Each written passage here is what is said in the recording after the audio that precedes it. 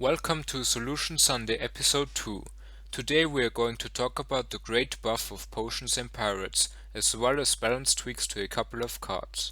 These changes are not live yet, because Jagex wants to first hear the community's opinion about them. You can find the link to the blog in the description. Feel free to add your own thoughts about the changes in the comment section. Let's begin with the potion segment, starting with Anti-Fire Potion. Right now it's a 2 gold cost support card that removes 5 attack from your next dragon and gives you 2 health. After the change it will only cost 1 gold and heal 3 health instead of just 2. In my opinion this is a completely fine change. Anti-Fire Potion didn't really see any play and now some players might use it, but I think it won't be a card that the best decks out there will be using. Most of the time players will want to combo this card with Undead Dragon, and it's missing 1 attack to straight up kill the Undead Dragon. Usually when you're running an aggressive deck, you don't have any ramp or AP gain, so despite the potion, Undead Dragon will in most cases still hit for 6 damage, which is quite a lot. Anti-Fire Potion does heal you for 3, but this only comes to effect if you already took some damage earlier.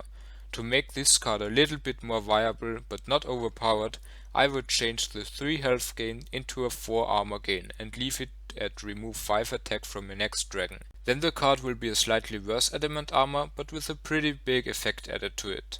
Moving on to Unstable Concoction. Instead of dealing 5 damage, the card will deal 9 damage but cost 1 gold. I think this is a little bit too much damage. It's almost a third of the opponent's standard maximum health. I would prefer the effect of the card to read something like deal damage to your opponent equal to the amount of potions on your hand. This would add a little bit of complexity to the game, and the card could still potentially deal a lot of damage, especially with Chaos Druid and Kekimix being around, which are cards that draw potions. Next up is Crystal Flask. This card is going to be the same as Unstable Concoction, but with healing and no gold cost. In my opinion, a flat 9 health gain at no gold cost is too much, and I would give this card the same treatment as Unstable Concoction, and make it read gain health equal to the amount of potions on your hand. Let's continue with Explosive Potion. Before you spent 2 gold to remove 1 random location from the rival's deck, and now it's going to have 1 gold reward instead. While I think the card itself is still ultra terrible, it should be an alright change.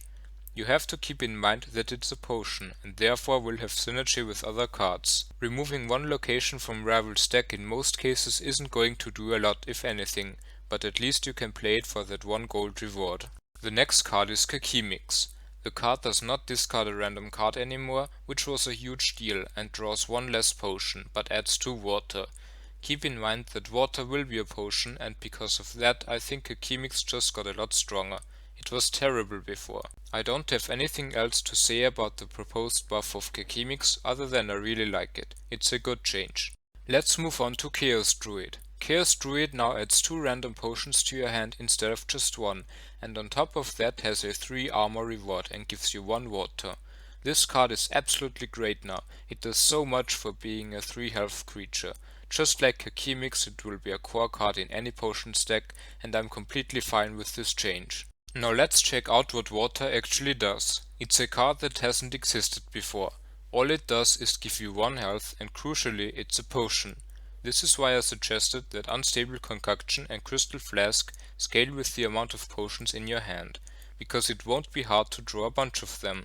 Overall I'm looking forward to the proposed changes to the potions. They just need a bit of tweaking in my opinion. Potion decks might become viable even in top tier play, and new stuff is always interesting. Moving on to the pirate segment, starting with Cabin Boy. This used to be one of the worst cards in the game, and this change won't do a lot about that.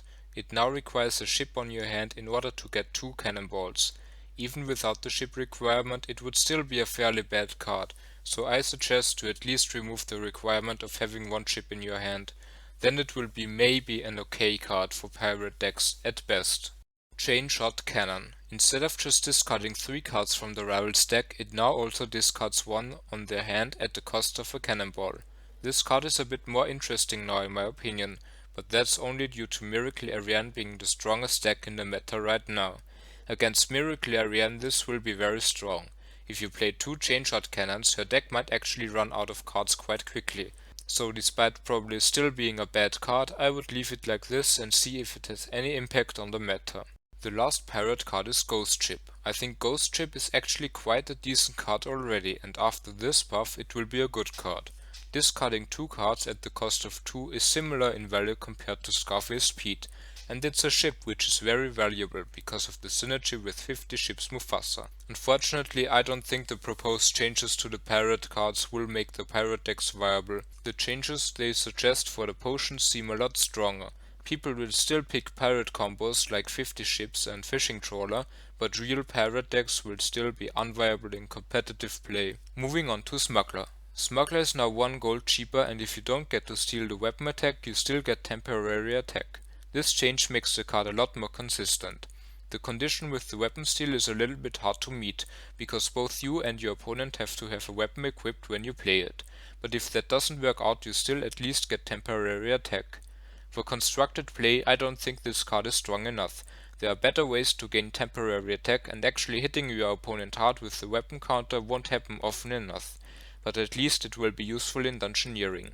I like this change and I wouldn't do anything different. Bandit King. The only change to this card is that it now also steals 1 gold. I think Bandit King is now fairly strong and I like this change.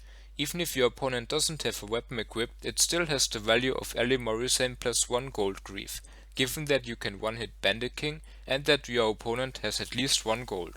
I'm pretty sure Bandit King will see play in some creative Ozone decks, but I doubt it will make it into the best constructed decks.